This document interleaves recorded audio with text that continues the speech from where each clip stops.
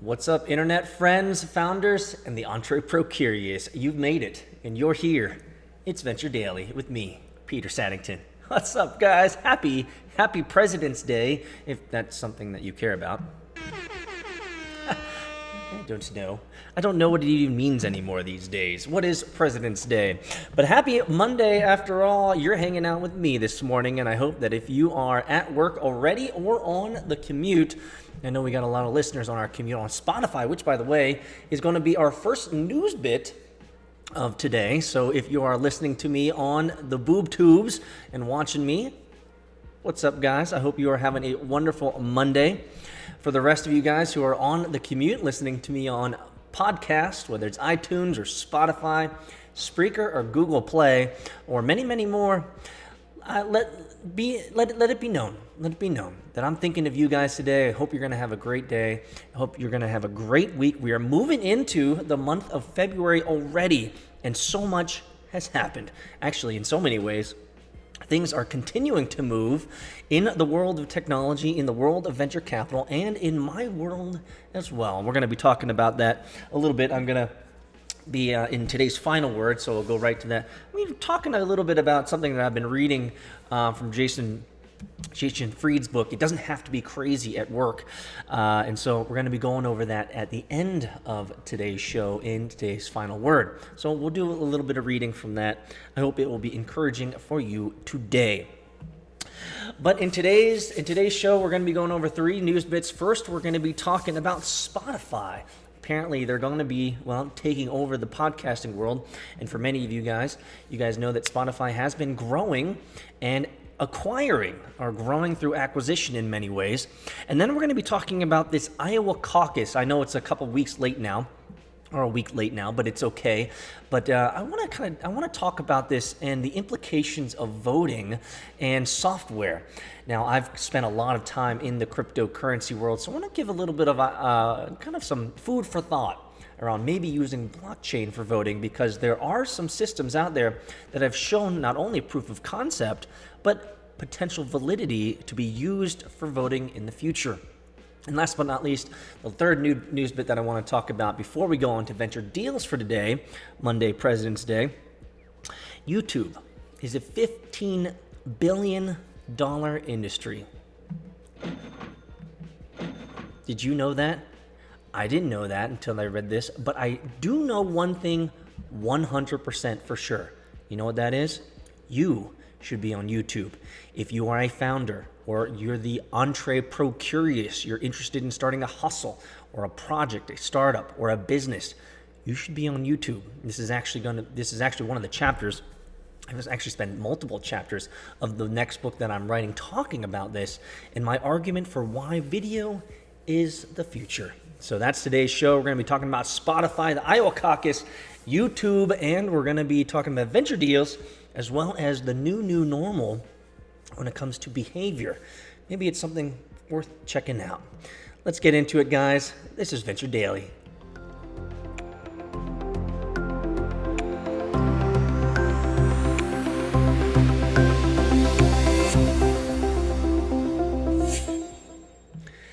Well, will Spotify be taking over the podcasting world? Well, could be. Spotify's at it again. The music streaming giant announced plans to acquire The Ringer, a sports and entertainment news company. The Ringer, which was founded by sports writer Bill Simmons in 2016, boasts more than 30 podcasts in its network. That's exactly what Spotify has been eyeing. In a news release, Spotify said that it hopes The Ringer deal will help it become, quote, the world's leading audio platform. Ooh, that's pretty audacious. Financial terms weren't disclosed, but The Ringer reportedly exceeded $15 million in revenue in 2018, according to the Wall Street Journal. Spotify has been on a podcast acquisition spree in the last year. You might remember the company also acquired Gimlet Media for $230 million, Anchor for more than $100 million, and Parcast for $56 million. Seems like they're rolling in the money, guys.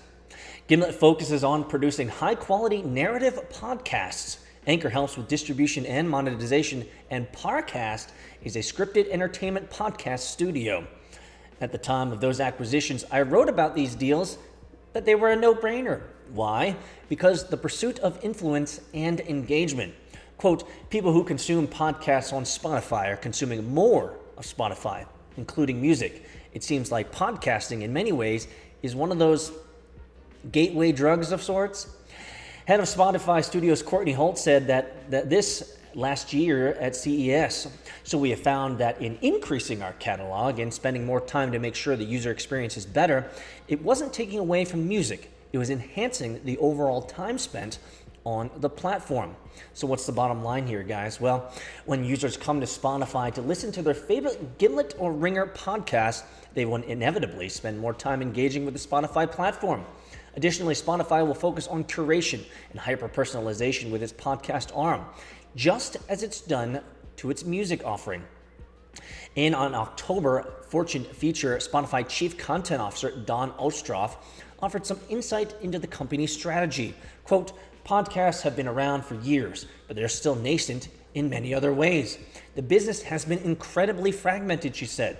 It's an opportunity for Spotify to build to unify the industry at a time when we're seeing listenership explode. Wow. Well, I'll tell you this. My experience with Spotify so far has been kind of smoke weed every day.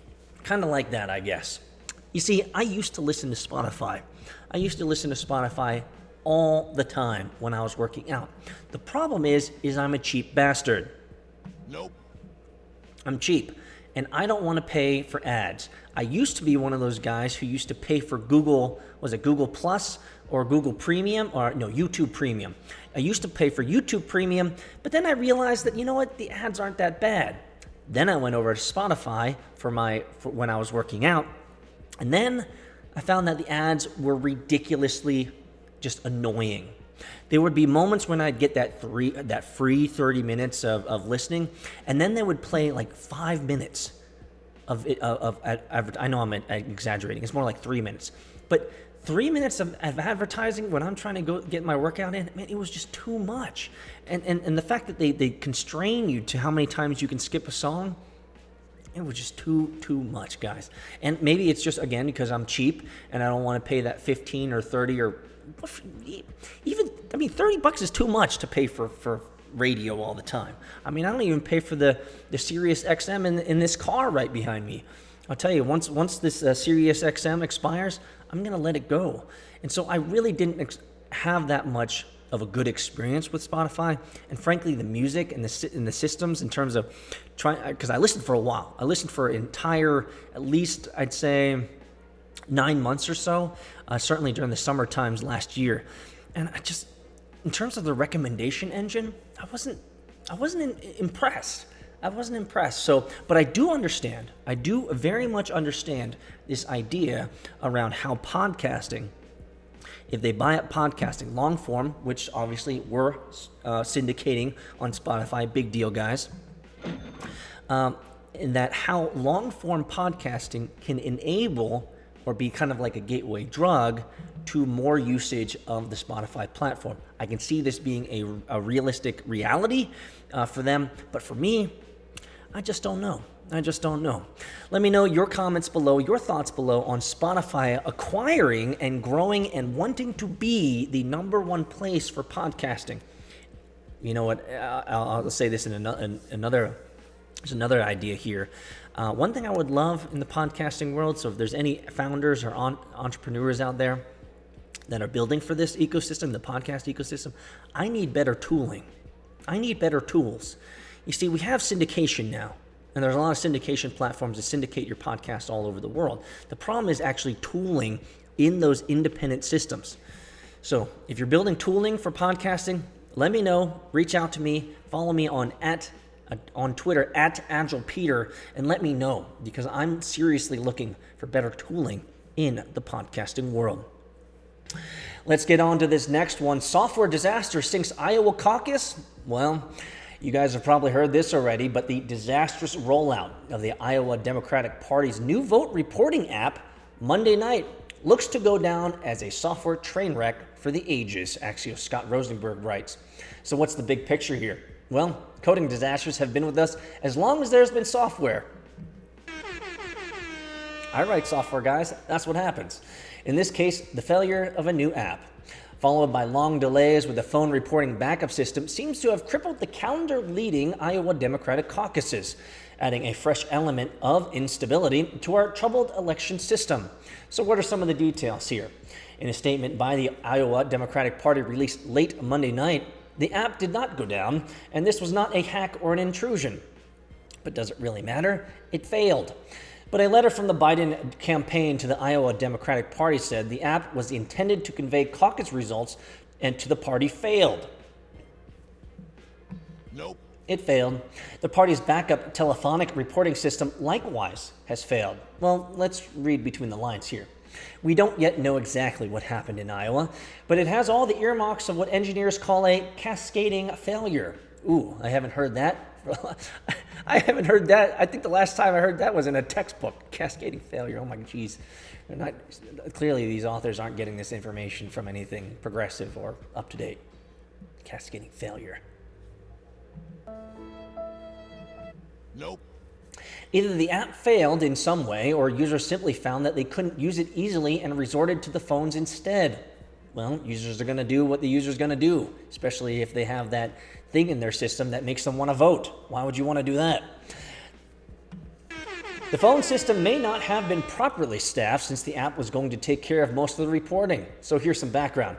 The Iowa Democrats' app plan had raised questions about security, clearly, in an election climate attuned to fears of hacking and meddling. What, people are still aloof to the fact that most elections are manipulated in some way?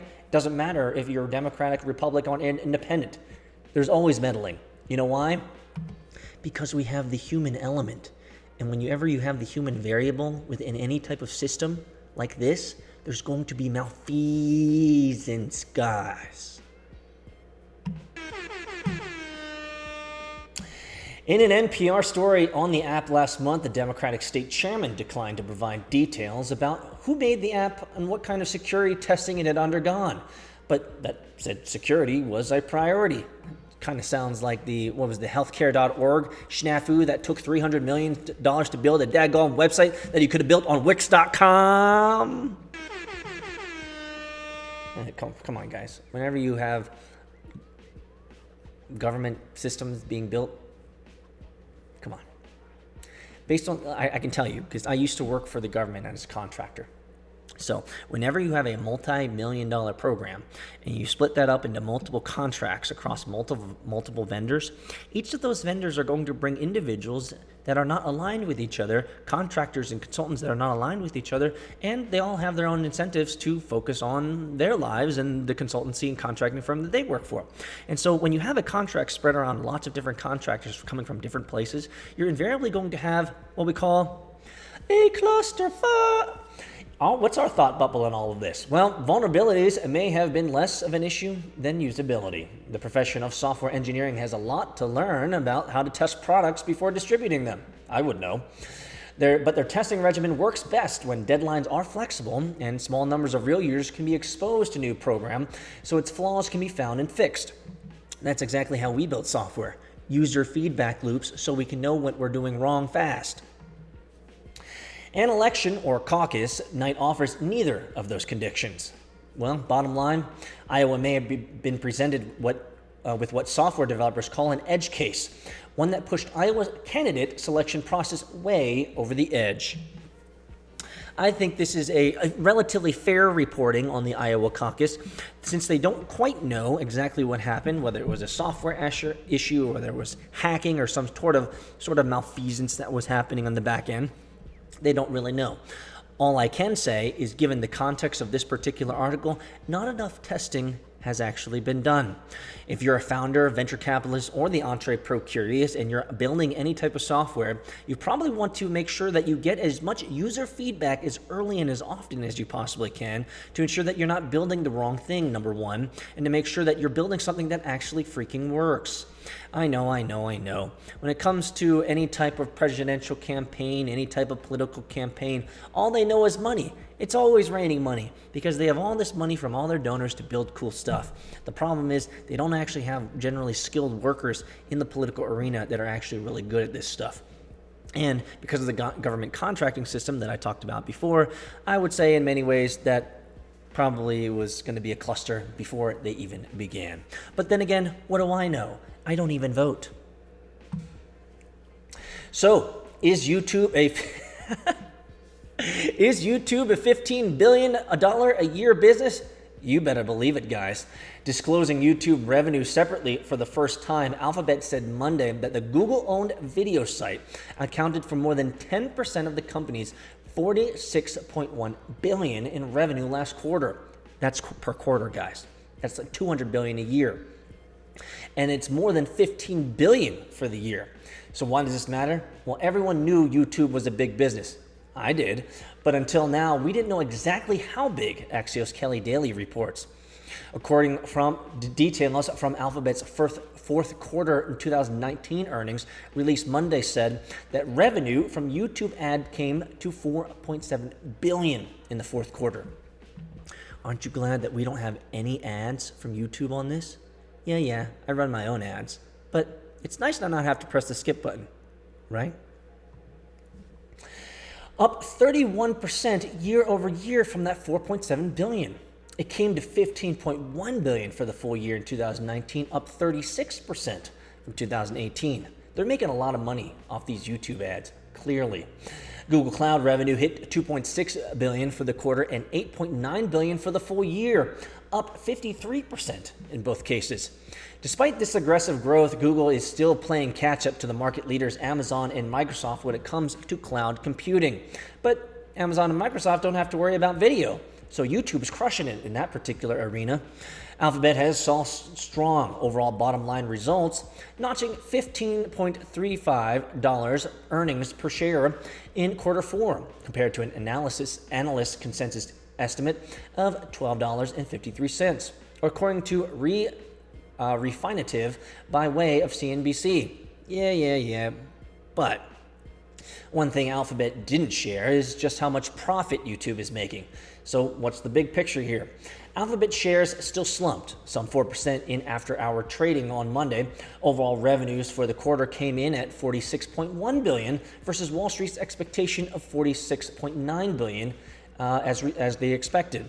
The total represented a 17.3 year-on-year increase, Alphabet's slowest quarter of growth since 2015, Reuters noted. Well, here's what you need to know from this. That if you have been anywhere, my friends, into any type of reading around social media news, marketing news, video news, or media news, if you've been reading or watching any of that in the last, 5 years or so, if you have, then I am certain that you have come across articles that said video is exploding. In one of my newsletters last week, the title of the newsletter was "You Should Be Doing Video" or something to that effect. And the reason is, in this new world of mobile first, video first, you should be doing video. It's a huge, booming, growing ecosystem, and it's only going to be growing more. Articles like this, talking about YouTube is crushing it with their video platform, tells us even more data points as to why you should be creating a video library of who you are, communicating what you do to the world. And you might say, well, Peter, I'm just a run-of-the-mill employee, a full-time employee at a company. It doesn't matter. In the future, you will want to be able to differentiate yourself amongst the thousands of others that want a job. And when the recruiters aren't looking at resumes anymore, they're going to be looking at video. Consider that, guys, for today's third news bit. True startup story, guys. You got it. Your company just got seed round financed. Congratulations. You're going to the moon. But now you have to scale. You found great talent out in California, New York, Georgia, and even Eastern Europe.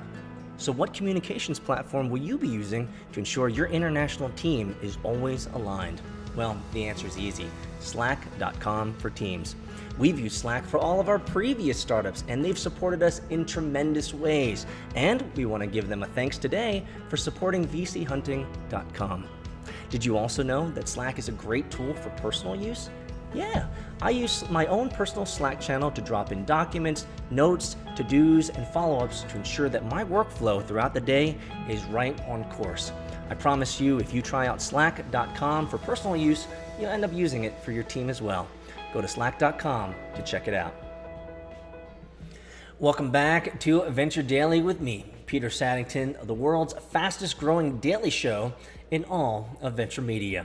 I'm glad that you guys are here with me today. Subscribe, smash the like button, let people know, tweet it out. We got a great community out there. Follow me on Agile Peter on Twitter if you want to get news on what's going on. You can also follow me on my daily vlogging of sorts, my daily vlogging on TikTok at VC Hunting.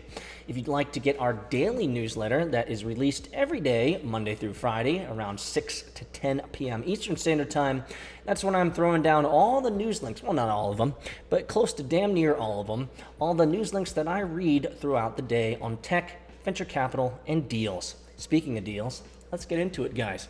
Here are your venture deals for February 17th, 2020. It's Monday, President's Day, guys. Alto, a San Francisco-based digital pharmacy, raised $250 million in Series D funding. Investors include SoftBank Vision 2. I wonder if they're going to be surviving. Deliverr, with two R's, guys. Deliverr, a San Francisco-based provider. I wonder if that's actually how they say it. Hey, welcome to Deliverr. A San Francisco-based provider of order fulfillment services raised $40 million in Series C funding. Activant Capital led the round. The Zebra, an Austin-based insurance comparison site, raised $38.5 million in Series C funding. Investors include Weatherford Capital. Congratulations. Digital Asset, a New York-based blockchain. Oh yeah, those blockchains guys. Raised $35 million in a Series C funding. Investors include Samsung Ventures and Salesforce Ventures. Now I'm intrigued. Digital Asset. I'm going to check this out. Digitalasset.com. Transforming the way multi-party applications are built and deployed. Nice hero graphic. Oh, wow. That was really slow to load. It's our almost non-existent hero graphic. Automate and synchronize business processes. I'm sure for many of you guys out there, ridiculously sexy. Turo, a San Francisco-based online rental car marketplace, which, by the way, I have considered using with my exotic cars in the past, but decided against it because why would you want to rent a Lambo to someone else? Turo, a San Francisco-based online rental car marketplace, raised $30 million in Series E2 funding, amounting to a total of $280 million in Series E funding. Investors include Allen and Company. Turo. If your business model doesn't work, you know what you should do? Raise more money. Raise more money. I'm dissing on Turo. I just, as an exotic car owner myself, I just didn't see the appeal. NGD Systems, an Irvine, California-based computational storage startup, raised $20 million in Series C funding. MIG Capital led the round. FlowLive, a London-based provider of secure cloud-native connectivity management solutions for the Internet of Things, raised $21.5 million in funding. 83 North led the round. The Internet of Things, going to be a big deal in the future, guys. Foxtrot, a Chicago-based app that lets users shop curated collections of drinks, eats, and essentials, raised $17 million in funding. Imaginary and Witten Ventures co-led the round. Clear Metal, a San Francisco-based logistics and supply chain data analytics startup, raised $15 million in funding. Eclipse Ventures led the round. Bravo Sierra, a New York-based non-traditional defense contractor, raised $12 million in Series A funding. Global Founders Capital led the round. Convalio, a Paris-based digital freight forwarder specializing in fine art shipping, raised £9 million in a Series A funding. Action Capital led the round. Congratulations. Hauser, a Philadelphia-based real estate brokerage, raised $9.5 million in funding. Edison Partners led the round. FreightWeb, a Seattle-based trucking startup, raised $3 million in funding. Investors including Madrona Venture Group and 8VC. Casted, an Indianapolis-based software as a service marketing platform for branded podcasts, raised $2.35 million in seed funding. Investors include High Alpha Capital. Whoa. We're going to check out Casted because it's an Indianapolis-based software as a service marketing cloud platform for branded podcasts. Don't write the future of content marketing, record it. Ooh, Casted.us. More content, better engagement, measurable results. Squeeze every drop out of your podcast with Casted, the first podcasting platform built for B2B brands. Oh, I see. So if you are in the B2B, actually, I'm probably going to be forwarding this. I'm actually going to be forwarding this to a couple of dudes that I know, venture capitalists that are in the B2B area, into B2B investing, and they also do podcasts. So this could be a system.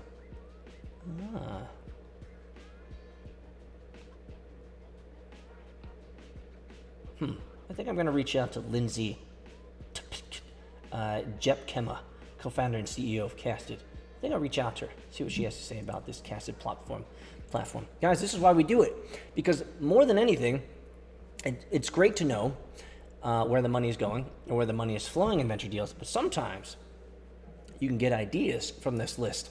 Last but not least, LumaTax, the Seattle-based software as a service company that enables small businesses to comply with sales tax regulations, raised $2 million in funding. Investors include KPMG.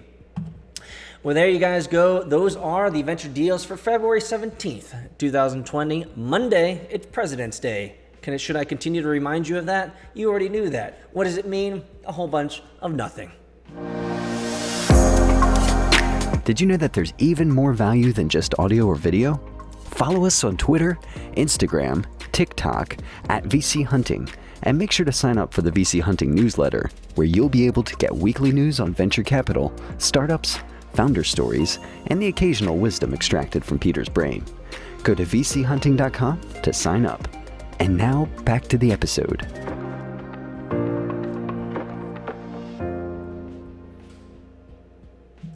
Well, in our final word today, guys, I love reading books. I actually have a new book coming soon. I'm excited about this actually, it should be here today, actually. A new book that should be here today. The book that I bought that should be coming today is a book about love. A book about love in business and why love in business, which I believe is really actually important, which is why I bought it. But love in business is something that we often don't talk about too much, but it is important. And I'm curious about what this author has to say about love in business. There's a chapter here that, I read. I got a couple books here, like Feld and Mendelssohn's Venture Deal, 0 to 1, Peter Thiel. I got a couple of books that I just love to riff through because they're just, the chapters are super short, just like this. It's like literally one page long, but it's spread over 2 pages. I love that I can riff through these books and just get inspired. Get inspired, get encouraged by sometimes what other people, not sometimes, but get inspired by what other people say, other very smart, sophisticated investors are talking about. And this particular chapter is called The New Normal. And I want to go through this with you guys and have you guys think about a couple things that I've been thinking about this morning as I was doing my quiet time. This chapter is called The New Normal. It says, normal comes on quick. First, it starts out as an outlier. Some behaviors you don't love, but tolerate. Then someone else follows suit, but either you miss it or you let it slide. Then people pile on, repeating what they've seen because no one stepped in to course correct. Then it's too late. It's become the culture. It's become the new normal. This happens in organizations all the time. A single snarky remark can cascade into a storm of collective snark, and in the same way that the single spark can ignite a forest fire. And implicitly, when you let it happen, it becomes okay. Behavior unchecked becomes behavior sanctioned. Behavior unchecked becomes behavior sanctioned. Now, obviously, within the context of this particular idea here, they're talking about corporate culture. Jason Fried is talking about corporate culture here, and that culture is what culture does. Culture is, in how I define it, is culture is the conglomeration of all the behavior patterns, all the behaviors of the people of that company, that business unit, or team. And then what happens over time is that when you let behavior slide in a culture, it can get pretty toxic. Makes sense. But for some of you guys, you already knew this because you're sitting in a cube right now listening to me in the background on Spotify or iTunes, or you have your YouTube window open because your company hasn't banned streaming from YouTube just yet. So you already know this within a corporate culture, but I want to bring this to a personal level. The new norm, listen here guys, the new normal, especially for you founders and the entrepreneur curious, those who are trying to grow something and do something in your lives, the new normal can be a wonderful new normal. It doesn't have to only be the new normal. The new normal comes out from toxic behavior or negative behavior. The new normal can be positive behavior. This is one of the things that I've been talking about with my daughter because she is the type of individual who goes deep in reading. She's a huge reader just like me. And whenever she reads just like I do, generally with a huge frown on her face. She's deep in thought. God bless her. You can forgive her for that because whenever I'm reading, I'm usually reading like this, like I'm pained or something. People have told me that, like, you're reading this book, but you look like you're pained. Here's the point. One of the things is she also consistently frowns a lot, just generally. And we've been talking about making a new normal for her and choosing to think positive, not to always be frowning and looking at the negative side of things. I think one of the reasons this is because within her current class at school, she hasn't found anyone that she particularly enjoys being with. She hasn't connected with anyone particularly. And in the previous classes, remember I'm basing this off a limited data set as a father of a 9-year-old. In her previous classes, she's always had someone. A good friend that she could connect to and play with during recess and all sorts of stuff. But in this particular grade, she hasn't really connected with anyone, and she's become more of a loner. And what's happened from this new normal is that she's taken that somehow, I believe, and internalized that, and she's a little bit more frowny these days. You see, one of the conversations that I had with her is that given that all attitudes are weighed equally across a spectrum. Now, I didn't use these words with her, but considering that all emotions across the emotional spectrum are weighed equally, you have the choice every day to choose your new normal, to choose to think positively instead of negatively, to choose to think opportunistically instead of a scarcity mindset, to think resourcefully and not think that you can't access things, to think open, to think positive, to think that things can happen. Right? This is the worldview that I want to espouse. This is the type of worldview that I want to encourage not only my children, but myself and also you guys as my listeners, especially many of you founders who reach out to me and appreciate the little founder tidbits that I give you. You see, as a founder, as any type of hustler that's taking on a purpose, a cause, something big, something worthwhile, something worth doing, it's easy to get discouraged. It's easy to get sucked into the negativity of a new normal, especially when the grind is grind in, grind out, day in, day out, and it can get lonely. You can choose. Here's the point, and I'll leave with this. You can choose the new normal. He said this, behavior unchecked becomes behavior sanctioned. Remember that. When you begin to slide into negativity, if you leave it unchecked, it will become part of your normal, and you don't want that to happen. Stay positive. Look on the bright side. And if you need just a little bit, guys, can I shill myself for a second? If you need just a little bit of positivity, I'm throwing out content every bloody day, Monday, Tuesday, Wednesday, Thursday, Friday, Saturday, and Sunday, 7 days a week. And I'm doing it on multiple platforms, YouTube, Instagram, TikTokaroos, and the tweeters. I would hope that if you're ever feeling down, you can always feel like you can reach out to me, connect with me, and let me know your thoughts. I'd love to connect and maybe just pep you up and encourage you. Thanks, guys. I hope you have a wonderful Monday, President's Day, and a wonderful week.